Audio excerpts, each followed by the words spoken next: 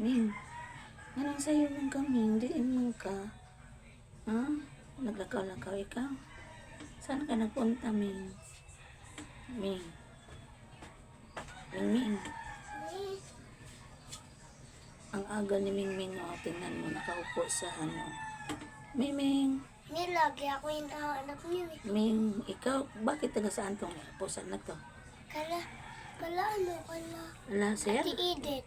Oh, ito ba? Maganda yun. Bakit na paano to siya parang pumayat? Tapos yung mga balat niya ay parang nagtagtagan. Parang, Pinapakain yan. ha? Pinapakain nila yan. Oh, pumayat siya. Pumayat. Yung sa loob doon, pinapakain rin. Ikaw ang hinanap nito? Lagi. Oh, bakit nakatakas na to? Di ba kinulong ito ni ma'am? Hindi na yung kinukulong kasi magkaaway silang dalawa. Mag-aaway. Ah, may busa din sa loob. Kaya pinalaya ito. Ming, tingin nga, Ming. Ming, ano, maganda to noon ah.